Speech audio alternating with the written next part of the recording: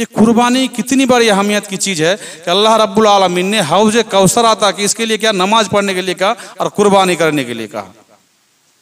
इसलिए मेरे भाई और दोस्तों, कुर्बानी के ताल्लुक से जितने हदीस हैं, जितनी कुरानी आयात हैं, सबको खंगालने के बाद, सबको स्टडी मुतालिया करने के बाद आज मैं आपको कुछ पॉइंट की बात बता रहा हूं। गौर से सुनिए मेरे भाई और दोस्तों। लोग कुर्बानी तो करते हैं, बहुत सारे मोबाइल से फोन आता है, मौलाना मैंने एक जानवर खरीदा लेकिन सींग टिटी हुई है, थोड़ा सा ठीक हो गया है, कुर्बानी होगा कि नहीं होगा। मौलाना एक जानवर कान थोड़ा छेदा है, थोड़ा सा सुराख हो गया, कुर्बानी होगा कि नहीं होगा। मौलाना ये ऐब हो गया, कुर्बानी होगा कि नहीं होगा। बहुत सारे जानवर के बारे में बहुत सारे अयूब को पूछते रहते हैं, लेकिन ये कोई नहीं पूछ रहा है कि मौलाना हमारे गांव में एक आदमी बहुत मोटा ताजा कुर्बानी दिया है लेकिन वो नमाज नहीं पढ़ता, कुर्बानी होगा कि नहीं होगा। मौलाना हमारे गांव में एक आदमी शराब पीता है लेकिन वो कुर्बानी बहुत मोटा ताजा दिया है, कुर्बानी होगा कि नहीं होगा। मौलाना हमारे गांव के एक आदमी है, उनके 5 बेटे हैं, लाखों रुपया महीना में कमाते हैं, लेकिन उनका बाप हाजी साहब है, बहुत बड़े आलिम दीन हैं, बहुत बड़े तकवा वाले हैं, मुत्तकी परहेजगार हैं, लेकिन उनके 5 बेटा में से 3 बेटा नमाज नहीं पढ़ता है। बाप के साथ में खाना पीना होता है, सब कुछ होता है, उन 3 बेटों को कमाई भी वो बाप खाता है और उन 3 बेटों की कमाई से कुर्बानी भी देता है। मौलाना उन आलिम और उन मौलाना क्या कुर्बानी होगा कि नहीं होगा? कोई पूछता नहीं है। मैंने जितने भी बातें बताए, इन सारे लोगों की कुर्बानी नहीं होगी। चैलेंज के साथ मैं कहता हूं, एक बात सुन लीजिए, जो बेनमाजी है, कुर्बानी किनकी किनकी नहीं होगी, इनके लिए मेरे पर लंबी फहरिस्त है। उनमें से नंबर 1 में है बेनमाजी। जो बेनमाजी है उसकी कुर्बानी नहीं होगी, बात जान लीजिए। उनका बेटा बेनमाजी है, साथ में खाता पीता है, उनकी कुर्बानी नहीं होगी। क्लियर बात है मेरे भाई और दोस्तों। सिर्फ कुर्बानी ही नहीं, उनका कोई भी अमल काबिल कबूल नहीं होगा, कोई भी अमल। रोजा भी नहीं होगा, हज भी नहीं होगा। अगर कोई नमाज नहीं पढ़ता, हज करता, हज हो जाएगा? नहीं होगा। नमाज नहीं पढ़ता, मस्जिद बना दिया 10 तो हो जाएगा? नहीं होगा। नमाज नहीं तो कुछ भी नहीं मेरे भाई और दोस्तों। आज जुमा का दिन है ना, कई आदमी ने मुझे फोन से कहा कि मौलाना दांता हुआ जानवर कुर्बानी होगा? अगर है तो हो जाएगा।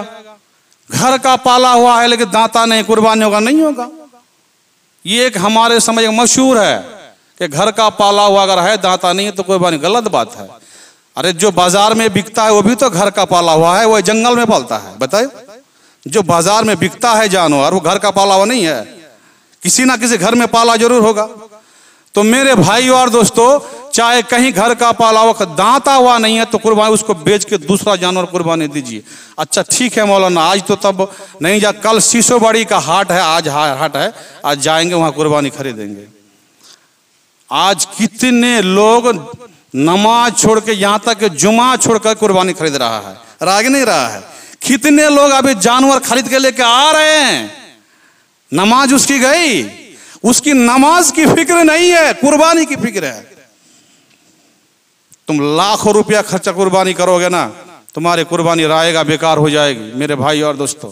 इसलिए कि अल्लाह रब्बुल आलमीन ने कुरान में एक दूसरी जगह में कहा है, लै यनालल्लाह लुहुमुहा वला दिमाउहा, लै यनालल्लाह, अल्लाह ताला तुम्हारा कबूल नहीं करेगा।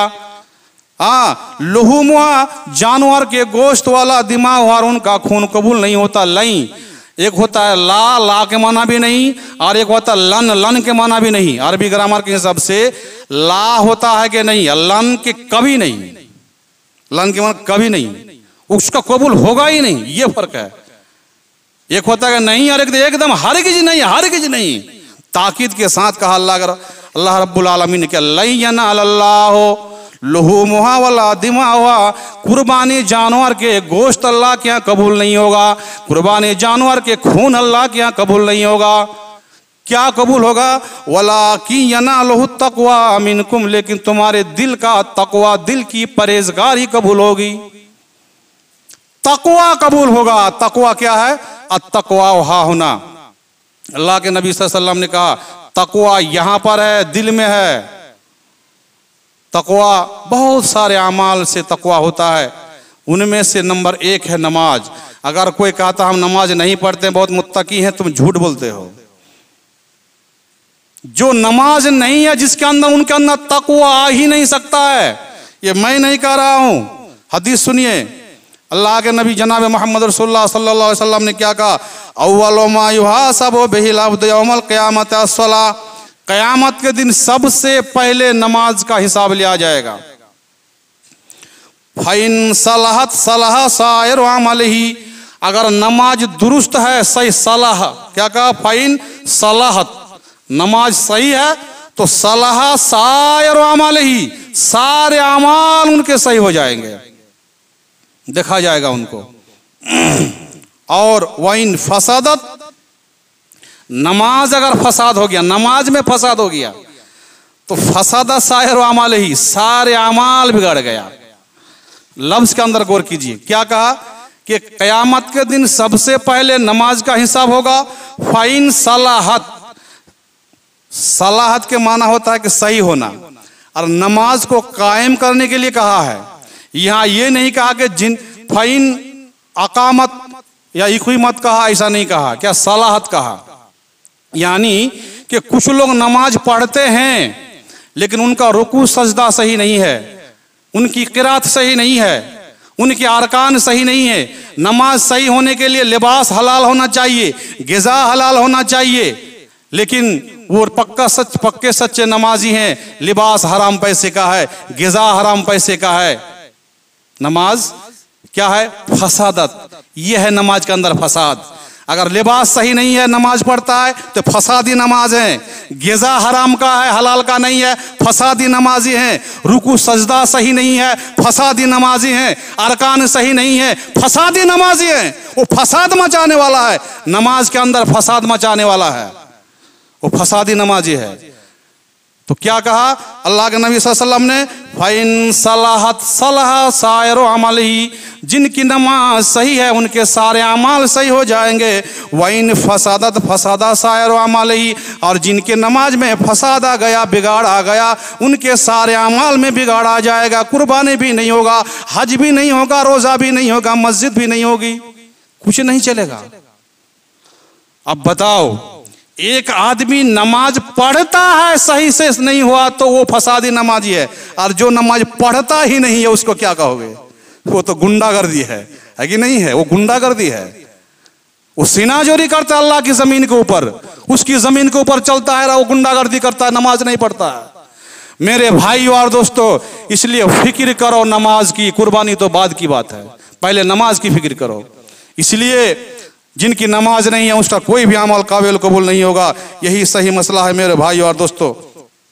अब आइए, कुर्बानी के ताल्लुक से बहुत सारी फजीलतें हैं, लेकिन कुछ लोगों के जहन में कुछ जो है गलत सलत बात डाल दी गई है दुश्मनान इस्लाम की जानिब से, या तो सरकार की जानिब से या और किसी की जानिब से, कि इस्लाम के अंदर एक ऐसा कानून है जो हर साल मुसलमान मनाए जाते हैं, वो कुर्बानी का कानून है। और कुर्बानी के दिन जो है कि हज़ारों लाखों ने बल्कि अरबों खरबों में लोग जानवरों को ज़बह करते हैं।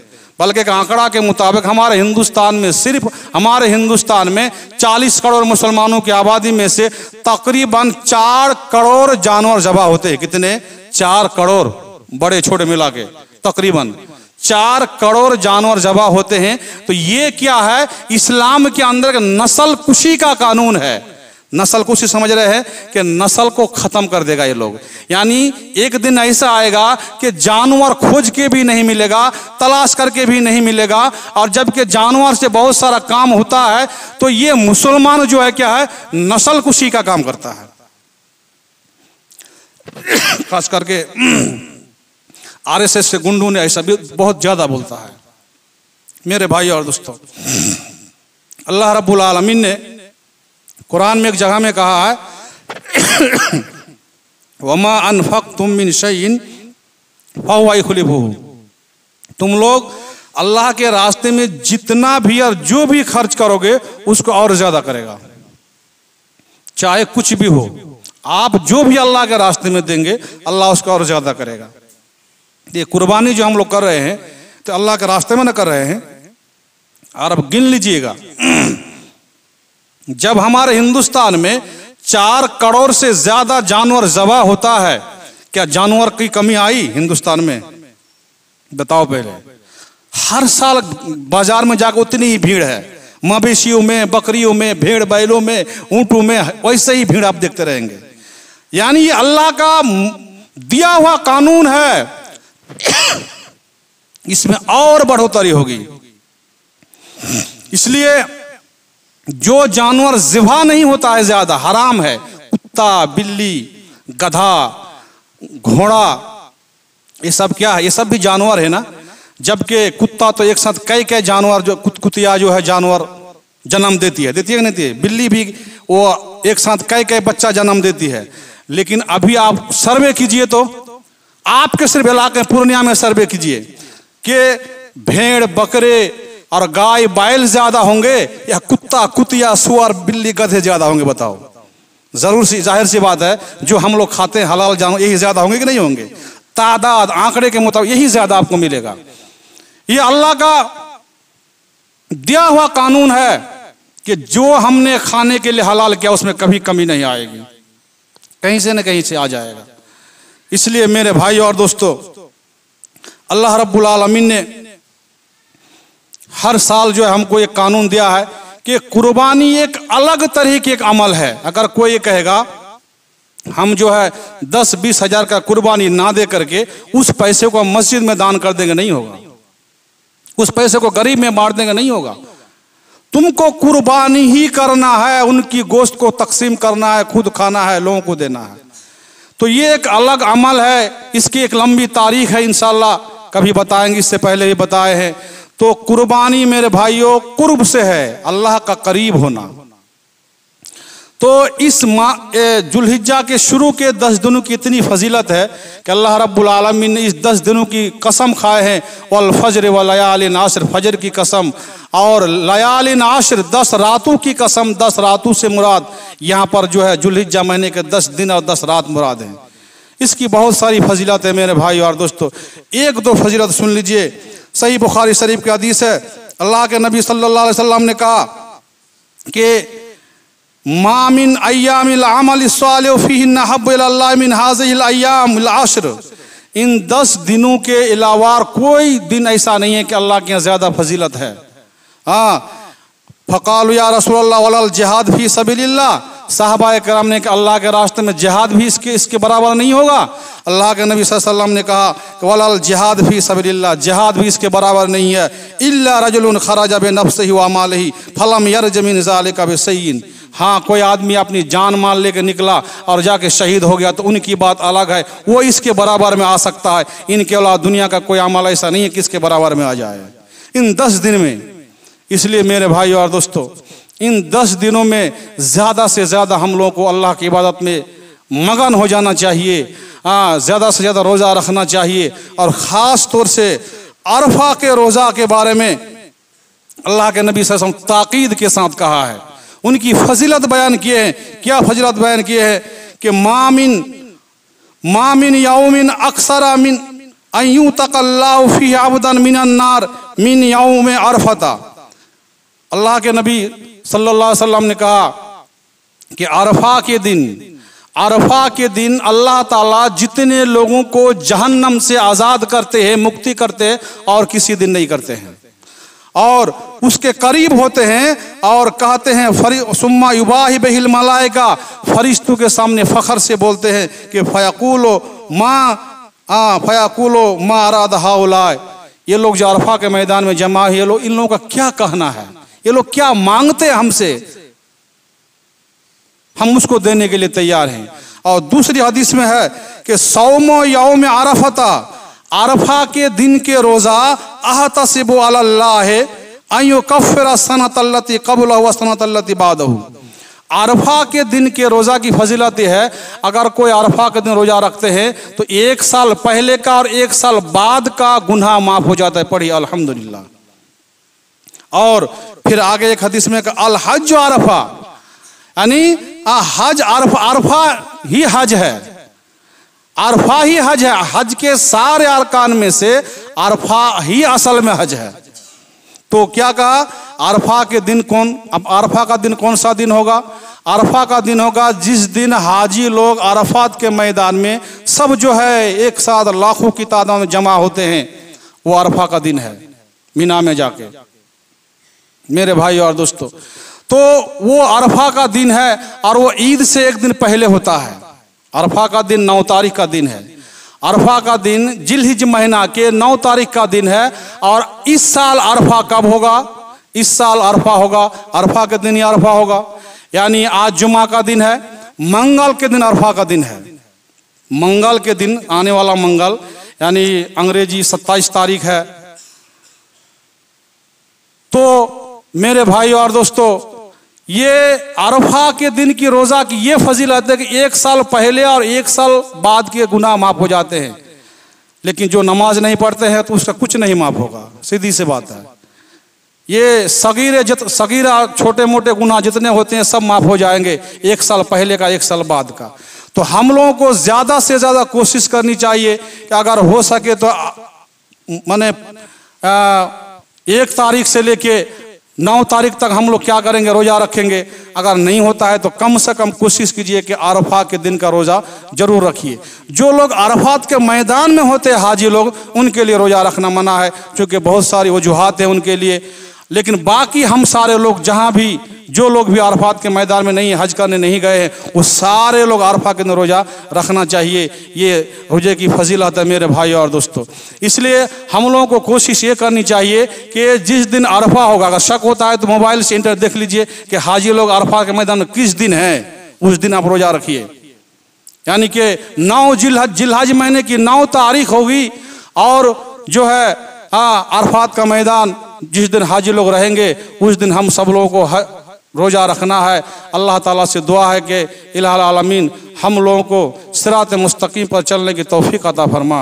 और ख़ास तौर से इस महीने की जितने भी अहकामात हैं उन पर चलने की तौफीक अता फरमा। हम सब लोगों को ज़्यादा से ज़्यादा इस महीने में अल्लाह की इबादत करने की तौफीक अता फरमा। आमीन। व आखिर अल्हम्दुलिल्लाहि रब्बिल आलमीन व मा अलैना इल्लल बलाग।